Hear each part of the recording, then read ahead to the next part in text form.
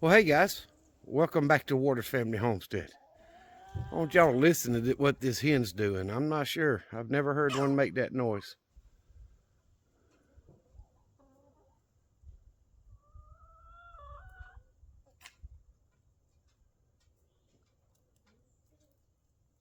Well, of course she stopped now that I got the camera going. So what you can't see is I came out just to check on them because the rains let up for a little while. And this little fella is running around up under my lean-to here at the mini barn and running back and forth around the fence when I threw my chicken scratch wanting in. I opened the gate and he ran in.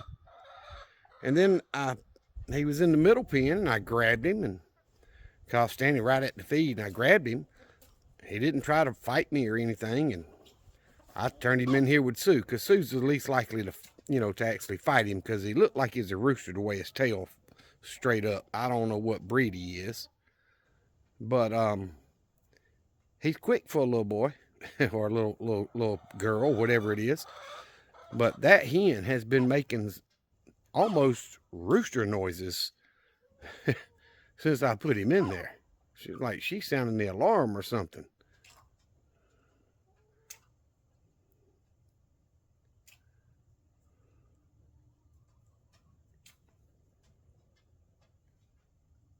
I'm not sure what he is, but I put him in there anyway. There's only 2 black sex links and a 3 barnyard mix and Sue over here. Now there's him. I don't know what he is. Maybe one of you chicken gurus out there can tell me what he is, but he's definitely a different breed. So he's not one of mine. But again, he could have came from several different houses down the dirt road and found his way here and not be able to find his way back because he was acting like he was starving. But either way, I did finally clean up my mess, so I didn't have to walk over it and around it to get to their feed. And I'm almost out of scratch feed because I didn't buy any when I bought layer pellets last week. I bought, I don't know, $100 worth of layer pellets. I filled up 2 of the big cans. So that'll get me by for, quite a little while. And then next time I have an extra 100, I go buy some more and put some in, in the other cans and get a bag of layer pellets as well. But I figured it up. To fill everything that was empty, I would have had to spend about $250. So I'll probably spend another 100, and by the time I'm ready to spend more after that, it'll be another 100 because they'll be eating some of it, during this process. But I'll get them all filled back up over time. But this is a slow season for heating and air, so I don't put in a lot of overtime.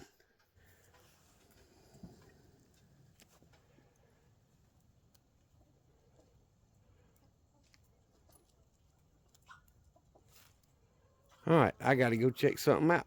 I'll be right back. All right, so I was talking with my buddy Bill from work. He's the one that does all the work on my brother's farm out there with the cows, and they used to have goats and a bunch of other stuff. He's got donkeys and he's got horses, and anyway, he was in my area with the tractor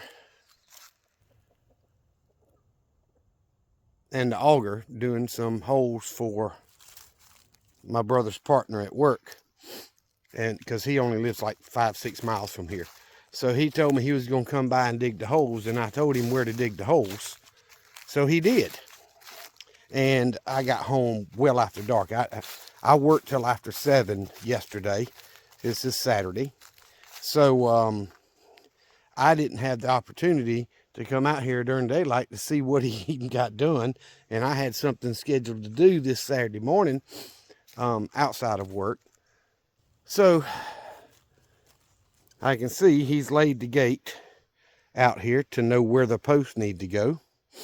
And it's being here is not a problem. on one end of the gate, because what I'll do is I'll swing the gate. You know, I can take my tractor, my backhoe tractor, and move these old mowers I had stored here just for parts if I needed them. I had a friend that needed a part off one time, and we took it off. But anyway, I'll probably move those things and start clearing this privet and crap out of the way. But he dug my holes, and y'all, he went as deep as that auger would go, which is about 4 feet.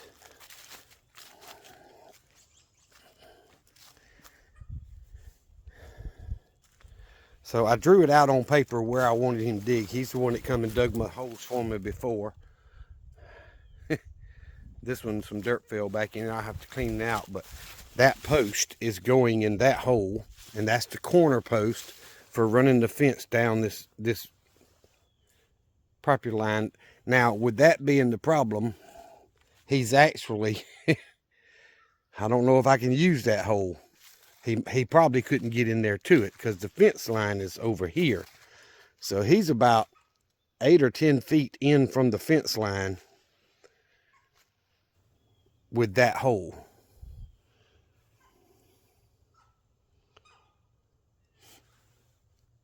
So I'm probably not going to be able to, and this is the softest area of the dirt I have on my property, because all the water runs down into this little bit of a bottom and runs and starts headed toward what is that drainage ditch over on the other property.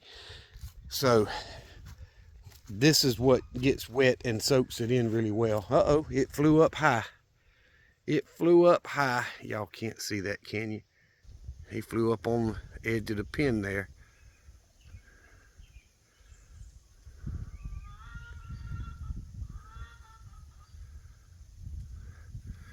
But I was hoping he would find the water in there, but he's been attacking the food. And I actually threw some regular layer pellets out there after I gave them scratch, and he was attacking it too. So he was really hungry wherever he came from.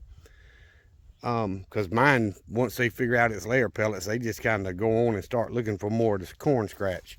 But anyway, he's got my holes dug, so I could take that pole and stand it up in this hole, and I've got to I've got to finish cutting some of them poles up there to put in these other holes. So this would be the other end of the gate. So I'm gonna walk away a little bit so y'all can see it from a distance, what I'm talking about. So this is the trail where we go on this side of the property back into the woods. And I already had that corner post up. It runs straight down. And then he dug this end for the gate post and this gate post. That post hole he dug is about probably 8 feet in from the property line to run up to that one. And it looks like he got that one in from the property line. I wish I could have been here while he was here with the tractor, because he's too far in. I'm not giving up 8 feet of property because that privet will take over it. And I told him that big old tree was the fence line.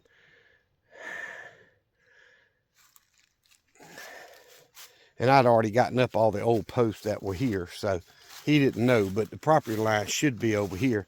So we're close to 8 feet from the property line with that post hole. And I'm not going to give up 8 feet. A lot of dirt fell back down in there anyway. So I'll probably have to dig them holes by hand. But that's all I needed him to dig was 4 holes. Because I've already got the corner post up there. And it's going to go to that big tree and kind of come around the backside of it and run right down here. And this stump from a tree that I cut, I believe had some fence on it. But there's the little bit of fence right there in the woods right there. So it runs through this big old tree here where it split off. The fence does. So it's definitely 6+ feet inside the property line, and I'm not giving up that much. I'd give up a foot, but I'm not giving up the 6 feet to 8 feet. So I'm going to have to redig that hole and redig this corner hole, which would be in the privet. And I really, if I'd have known he was going to come in advance, I could have got out with the tractor and used a bucket and knocked all that privet back, pushed it back into the property where it's growing from, and allowed him to be able to dig the actual hole where it needed to be. But that's okay. Eventually I want to take down that cedar tree. It looks like it's in rough shape, but it's still got some life on it every year. So, but eventually I want that big old cedar tree down. So he did dig 4 holes for me, and he got 2 holes for the gate, which is fine because I can clear out this brush right in here and make it where the gate will swing both directions if I need it to, and still be able to drive through there, what was my original idea. So anywho, he got some of that done for me. You see my compost pile. I took the tractor and I turned and rolled all the dirt and mixed it up with the bucket of the tractor. So if I'd have been here, I could have had them holes in the right spot and went ahead and stood the post up in them holes, and then just let them set up a little bit and been ready to run that fence, because that's the longest run. If I start at where my little gate's gonna be up here and running over to that corner, look at him on top of the building. Then it's I pull it to that tree. I'm gonna pull past it, and then I'll nail it to that tree and then bend it back this way and nail it to this side of it and just run it straight down. That's the longest part of the fence run. So I hate I got to redig 2 of the holes. None of the other stuff bothers me. I needed to clear that stuff anyway. But it's been raining most of today. It probably didn't take him 30 minutes with that tractor to come down here to drop the auger and just dig a hole, as soft as my ground is when we get a lot of rain, especially down there. But all the rest of them seem to be doing well. You see the brown female turkey, she's outside the fence again. She won't stay in. She stays close by, except for that one day I couldn't find her. But she flies out. I don't know why. But I'm hoping that little, I'm going to call him a cockerel. I don't know what he is. I don't know if it's a boy or a girl, just because I don't know the breed. But he's up on the main separator up there above the gate. So he can fly well enough. He can fly out if he wants to, and fly back in if he gets hungry.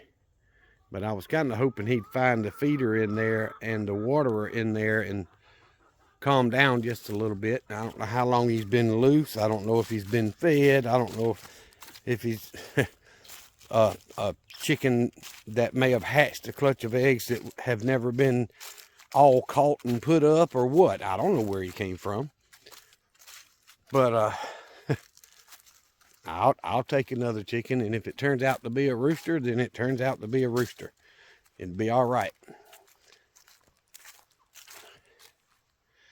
Matt from church, where I got the big white rooster on the first pen up there, has got, okay, hold on. I got 1/2 inch of rain's all I got. He's got another rooster that is smaller than the one that was up there that he wants to find a home for, and I just don't need another rooster right now. I've got Sue and I've got Junior, and if this little fella stays around, I'll have it, or a little girl. But the way his tail feathers stick straight up makes me think he's a little rooster. Could be a hen though. But either way, I've got the white rooster I got from Matt up there, and that gives me, you know, Sue and Junior's of the same gene line. They've got the same daddy. All the hens are different. And then this white rooster up here is a whole different gene line, of course. So I just don't see where I need another rooster. I mean, he's a little guy. He's not going to win a fight against Junior. He's not going to win a fight against Sue if he ever fought him. But I had one of the hens bow up to him, like, you know how hens will fight and establish dominance. And they don't fight like the roosters do, but they will bow up at each other to determine who the boss is. And immediately he bowed up with one of the barnyard mix over there with Sue's pen, but I don't know. I'm gonna let him or her hang around as long as they want to hang around. I mean, it is an animal. It needs food, it needs water, and it needs shelter. And it's got everything that it needs right here if it decides to hang around here. But it's brand new to the area and not scared of that fake owl I have up there for hawk deterrent at all. And I got another one on that corner of the building too. But so far I haven't had a hawk problem since I put those things up. But either way, I just wanted to show y'all the little chicken I'm gonna call cockerel. He's probably a rooster the way them tail feathers look. But I wanted to show y'all, and maybe some of y'all could tell me what breed you think he is.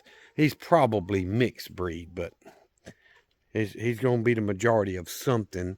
And most people, most of y'all chicken gurus can go, yep, that's a so-and-so breed. And probably be a much smaller chicken. It may be full grown.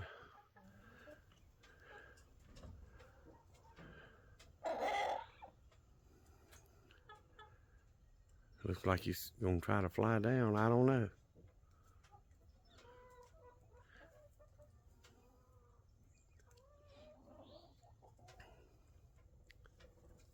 But if y'all would, his beak is long and the tip is really curled down, pointy, like almost like a doggone hawk beak. But that's probably because he hasn't been fed like he should be, because tree limb just fell. But they wear their beak down from pecking at the ground and stuff, going for the scratch and eating the little rocks and pebbles and things like that that helps them digest and grind up their food. But we'll find out what he is over time if he hangs around long enough. I appreciate you guys watching my videos. I'm not in the best spot to see him now because he walks a little further away. But there he is. So y'all tell me what you think. I don't know how well you can see, but I can see the tip of his beak is really curved down. Y'all see that? Now, I don't know if you need to trim a chicken's beak or not, but it's definitely long. It would impede him being able to pick up food. So I may have to catch him and clip that off because that's just too long. It's gonna hinder him from picking up food. But I don't know if you're supposed to do that or not, but it sure looks like it needs doing with him. Y'all remember what I've always told you. Jesus Christ loves you, and so do I. Y'all be safe. Be prepared. I'm zoomed in 8 times, y'all.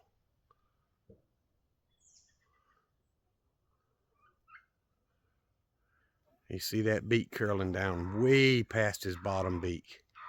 That'll make it hard for him to get food.